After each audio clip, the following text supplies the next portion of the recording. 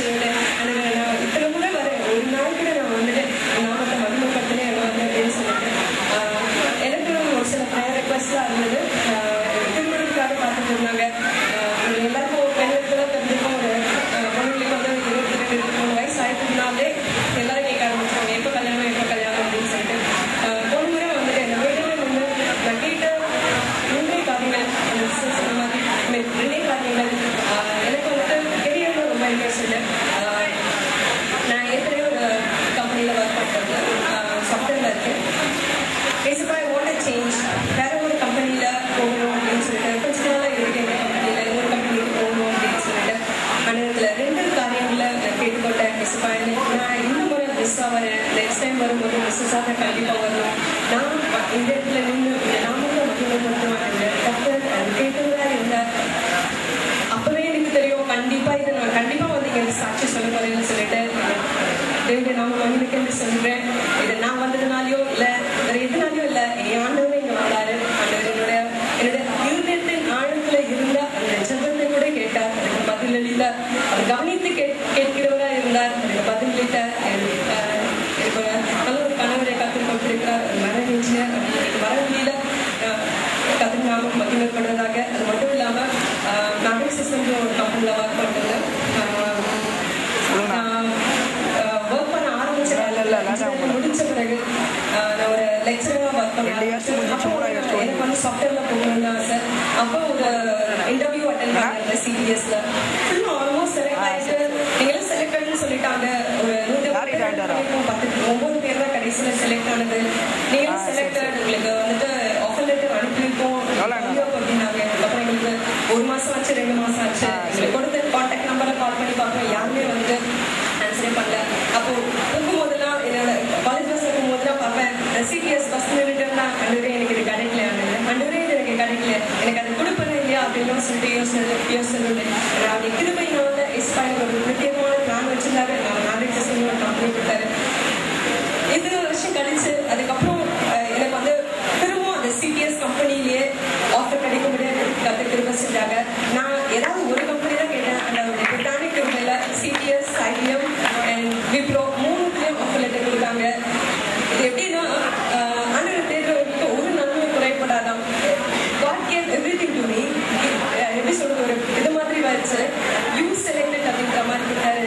அவ்வளோ பெரிய தேவனை தான் நம்ம நேரத்தில் பிரைஸ் பண்ணி கொண்டிருக்கிறோம். அவர் ராமகிருஷ்ணன் எதுவுமே இல்லை. என் வாழ்க்கையில நன்மைகளை செய்கிற தேவன் இந்த வாழ்க்கையில கண்டிப்பா பெரிய காரியங்களை செய்வார். நாம அதை கண்டிப்பா நம்ம வந்து ஒவ்வொருத்தரும் மகிமைப்படுத்துங்க. அப்படி பெரிதான திருவிழா நான் இப்போ ஐடியா ஒர்க் பண்றேன். கத்திர நாமத்துக்கு மகிமைப்படுறதாக என் வாழ்க்கையை செய்வது. ஆண்டவர் கிருபை அவர்களுக்கு ஒரு நல்ல மெரைன் இன்ஜினியரை கணவனாய் ஆண்டவர் கொடுத்திருக்கிறார். கலந்து கத்திர மகிமைப்படுத்துவோம். வேற விஷயமா போயிருக்கிறபடினால் வர முடியவில்லை. கத்தருடைய நாம் மகிமைப்படுவதாக. அதைத் தொடர்ந்து நம்ம மத்தியில் இருக்கிற பிரசன்னாக்காக ஆண்டவர் அதிகமாக நான் சொல்லிருக்கிறேன். என்னுடைய கல்லூரி நாட்களில் எனக்கு ஜூனியரா இருந்த தம்பி அப்பத்திலிருந்தே நடக்கிற எல்லா பிரேசர்லையும் கூட வந்து கலந்துருப்பார். ஆண்டவர் அவனை இந்த நாளில மேன்மையாக வைத்திருக்கிறார். அதை நான் ஆண்டவர் அதிகமாக துதிக்கிறேன். ஊழியத்தின் பாதைகள் எங்களுக்கு இந்த சகோதரர்கள் எல்லாம் அதிகமாக உதவியா இருக்கிறபடினால் கத்தருக்கு நன்றி சொல்கிறேன். பிரசன்ன மத்தியில் ஆண்டு நாம் மகிமை சாட்சி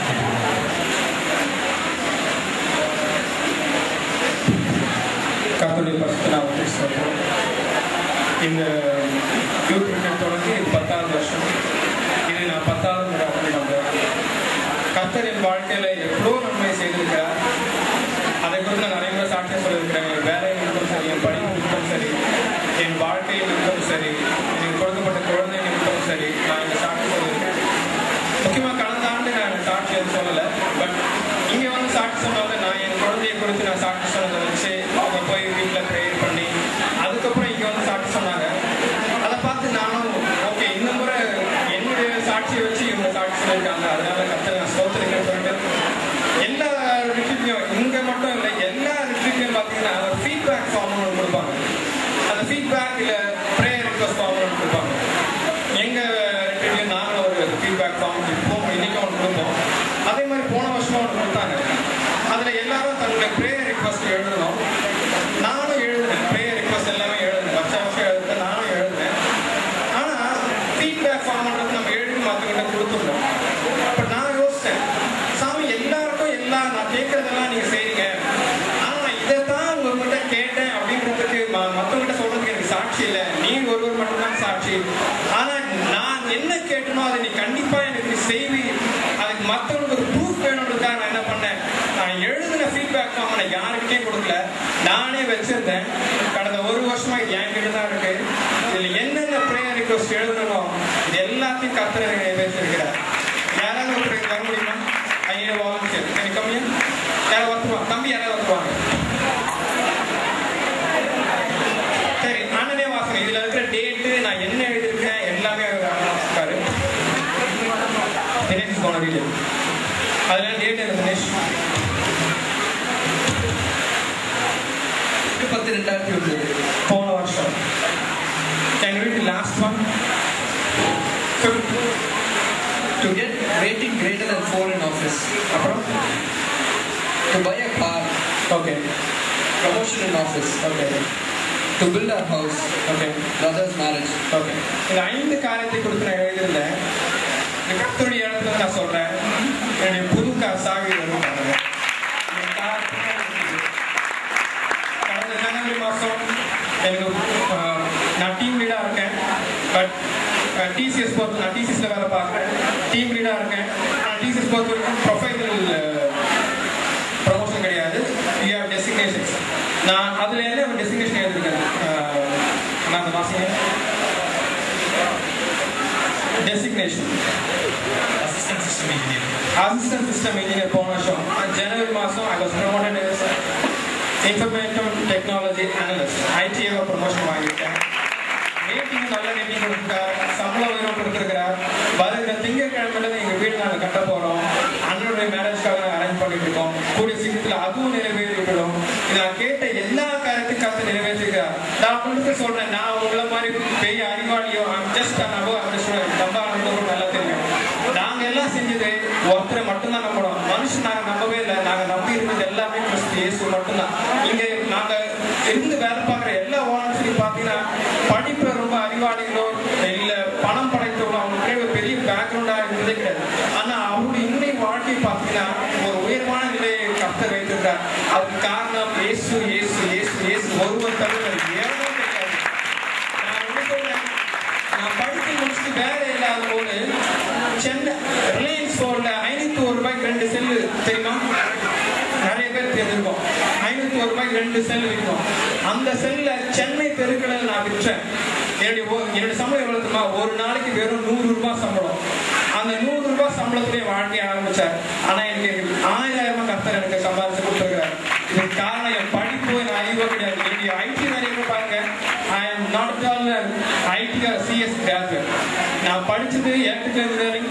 நான் 1 வருஷம் வேலை பார்த்துட்டு லெக்சரரா, 2 வருஷம் வேலை பார்த்துட்டு பிபிஓவா. ஆனா 4வது வருஷம் கர்த்தர் ஆனா டிசிஎஸ்ல மெயின் ஃப்ரேம்னா ஆணி வேறு ஏபிசிடி எதுவுமே தெரியாது. ஆனா மெயின் ஃப்ரேம்ல என்ன கொண்டு உட்கார வச்சாரு. அதுல டீம் லீடாவும் ஆக்கினாரு. கூடிய பேர்ல கர்த்தர் எனக்கு ஒரு ப்ராஜெக்ட் மேனேஜரும் ஆக்க கர்த்தர் திருவை சிவா.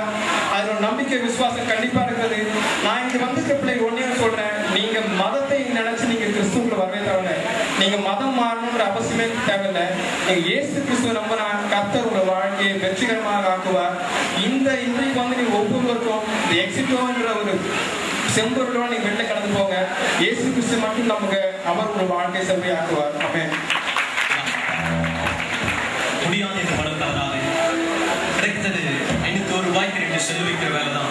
படிச்சது B electrical electronics. I know Prasanna saint Peter's engineering காலேஜில் எலக்ட்ரிக்கல் எலக்ட்ரானிக்ஸ் டிபார்ட்மெண்ட்ல அவன் டாப்பர். ஆனால் அவன் செஞ்ச வேலையும் 501 ரூபாய் செல்ல வைக்கிறதுக்கு அவன் அந்த வேலைக்கும் ஆயத்தமா இருந்தான். Because God has a plan, God has a perfect purpose in his life. அவருடைய நேரத்தில் இதை செய்து முடித்தார். அது வரைக்கும் எந்த சூழ்நிலையிலும் கடவுள் மேல நம்பிக்கையாக இருந்தான். இன்றைக்கும் உங்களுடைய சூழ்நிலை ஆண்டவர் மேல நம்பிக்கையாக இருக்கு. நான் ஒன்று வரும், யார் உன்னை ஒன்றுமில்லை என்று சொன்னார்களோ, யார் உன் வாழ்க்கை ஒன்றும் முடியாது என்று சொன்னார்களோ, உன்னால் முன்னேற முடியாது என்று சொன்னார்களோ, அவர்கள் மத்தியிலே ஆண்டவர் உன்னை மேன்மைப்படுத்தி காட்டுவார். இயேசுவாலுக்கு கூட தம்பி, இயேசுவாலுக்கு கூட தங்கச்சி, இன்னும் அநேக சாட்சிகள் உண்டு. இங்க வர முடியாத ஒரு சில பேர் எனக்கு மெயில் அனுப்பின சில சாட்சிகளை மாத்திரம் சுருக்கமாய் உங்களுக்கு சொல்லட்டும். கடந்த வருடத்தில் வந்த சங்கீதா என்ற சகோதரி வேற இல்லாத சூழ்நிலையில படித்து முடிக்க வேண்டிய அந்த நேரத்து காலகட்டத்தில் இங்க வந்து கலந்து கொண்டான். ஜெபம் பண்ணி நான் ஆண்டவரை அடுத்த வருடம் எனக்கு ஒரு வேலையோடு கூட எங்க சாட்சியா நிறுத்தோம். இன்னைக்கு கர்த்தர் அவளை சிடிஎஸ்ல பிளேஸ் பண்ணி இருக்கிறார். கடந்த கர்த்தர் மையம்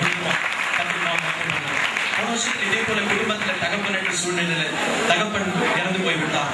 தாயார் மாத்திரம் தான். என்னுடைய கல்லூரியில படித்திருந்த அந்த வாலிப பெண் அவள் இந்த கலந்த கூட்டத்தில் வந்து கலந்து கொண்டார். இங்க சொல்லப்பட்ட அநேக வார்த்தைகளை கேட்டார், சாட்சியை கேட்டார். அந்த ஆண்டவர் இயேசு எனக்கு ஏதாவது செய்ய மாட்டாரா? நானும் இயேசுவை நம்பி கூப்பிடுகிறேன், எங்க குடும்பத்தின் நிலைமையை மேன்மைப்படுத்திட்டோம்னு சொல்லி நேற்று தினத்துல அவர் ஃபோன் பண்ணி சொன்னா, சார் நீங்க எனக்கு அந்த ரிட்ரீட் இன்விடேஷன் அனுப்பல, எனக்கு கூப்பிட மறந்துட்டீங்க. ஆனா நான் மறக்கல, நான் இப்போ புனேல இன்போசிஸ்ல ஒர்க் பண்றேன் சார். காட்ஸ் கிரேஸ்ல எனக்கு அந்த வேலையை ஆண்டவர் கொடுத்திருக்கிறார். ஆண்டவர் என் குடும்பத்தை மேன்மையான இடத்துல வைத்திருக்கிறார். நான் அந்த கூட்டத்தில் இருக்கிற வாலிப பிள்ளைங்களுக்கு ஏதாவது ஒரு விதத்துல பயனுள்ளவளாய் அமைய வேண்டும். என்னுடைய இமெயில சாட்சியாக நீங்க வாசிங்க. அது மாத்திரம் இல்லாம நான் கொடுக்கிற ஒரு சின்ன காணிக்கையும் அந்த கூட்டத்துக்கு பயன்படுத்திக் கொள்ளுங்கன்னு சொல்லி நேற்று தினத்துல என்னுடைய பேங்க் அக்கௌண்ட்டுக்கு டிரான்ஸ்பர் பண்ணார். கர்த்தர் இன்றைக்கும் உன் வாழ்க்கையில பெரிய காரியங்களை செய்ய வல்லவராக இருக்கிறார். அது மாத்திரமல்ல, கடந்த வருடத்துல வந்து ஒரு வாலிப தம்பி 12 அரியர்ஸ் வைத்திருந்தான். எப்படி முடிப்புன்ற ஒரு கொஸ்டின் மார்க் இருந்தது. அடுத்த வருஷத்துல இங்க வரும்போது கண்டிப்பா ஆண்டவருடைய மேன்மையா இருப்பார்ப்பா, நீ ஃபாரினுக்கே போய் படிப்பா, ஐஎஸ் ஸ்டடிஸ் பண்ணுவேன். சொன்னா 12 அரியர்ஸ் இருக்கிற நான் எப்படி சார் படிக்க முடியும்? இயேசுவால யார் வேணாலும் உயர்த்த முடியும்னு சொல்லி இந்த வெனஸ்டே எனக்கு ஃபோன் பண்ணி சொன்னான், சார் ஆண்டவர் இயேசுவை நான் கேட்டு வந்தேன், நான் மறந்துட்டேன். ஆனா அவர் மறக்கல. 12 அரியர்ஸ் வந்து அக்டோபர் கிளியர் பண்ணிட்டேன். லண்டன்ல எம்எஸ் படிக்கிறதுக்காக வெனஸ்டே ஈவினிங் நான் போறேன் சார். இன்ஜினியரிங் காலேஜ்ல ட்ரிபிள் டிபார்ட்மெண்ட் படித்திருந்த வாசு என்ற ஒரு இந்து சகோதரன், இந்து குடும்பத்திலிருந்து தான் வந்தாங்க. அவர் ஒவ்வொரு வருடமும் இங்க வந்து கலந்து கொள்ளும். அவங்க அப்பாவுக்கு அம்மாவுக்கு ஒரு பல வியாதிகள், குடும்பமே கடன் தொல்லையில் இருந்த சூழ்நிலை. ஆனா ஒவ்வொரு வருடமும் நம்பிக்கையோடு அந்த சகோதரன் கலந்து கொள்வோம். இயேசு தன் வாழ்க்கையை மேன்மைப்படுத்துவார் என்று சொல்லி கடந்த வருடத்தில் அந்த தம்பி இங்க வந்து கலந்து கொண்டு ஆண்டவரே அடுத்த வருடம் என்னையும் மேன்மையாய் நிறுத்தி சாட்சி செய்ய வையும், சாட்சி சொல்ல வையாண்டரை ஜெபம் பண்ணினான். அவன் போன 2 வாரத்துக்கு முன்னாடி எனக்கு ஃபோன் பண்ணி, ஆனா நான் ஸ்பெயின் போறேன், என்னுடைய வேலை விஷயமா எனக்கு ஸ்பெயின்ல வேலை கிடைச்சிச்சு, நான் அங்க போறேன், என்னால வந்து சாட்சி சொல்ல முடியாது, எனக்கு பதிலாக சாட்சி சொல்லிடுங்கண்ணா. நான் திரும்பி அக்டோபர் 3ஆம் தேதி தான் இந்தியாவுக்கு வந்து சேர்றேன். நானு இல்லையா வாலிப தம்பி, எனக்கு நீயும் சும்மா ஏதோ வந்து யாரும் கூப்பிட்டாங்களே உட்கார்ந்து கொண்டு இருக்கலாம். பட் உன்னை பார்த்து கொண்டு இருக்கிற இயேசு உன் வாழ்க்கையில் ஒரு நோக்கத்தை வைத்திருக்கிறார். உன்னை மேன்மைப்படுத்த விரும்புகிறார்.